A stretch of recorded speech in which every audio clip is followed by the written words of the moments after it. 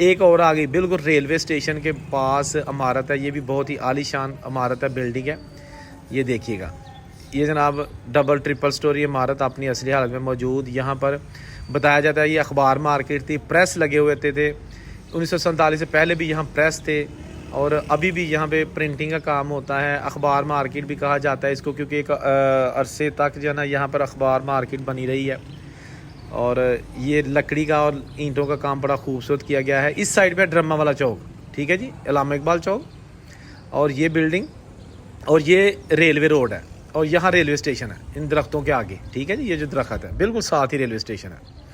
ये एक बिल्डिंग नज़र आई है जी, ये बाज़ार खटीका सियालकोट। ये इसके ऊपर गमले बने हुए हैं। अब मेरा हाल ये तुलसी का पौधा लगाया जाता था। ये भी एक रिच हिंदू कम्युनिटी की निशानी इमारत जनाब। मैं दिखाता हूँ जूम करके, इसके झरोके, दरवाजे, खूबसूरत खिड़कियाँ। ये बाज़ार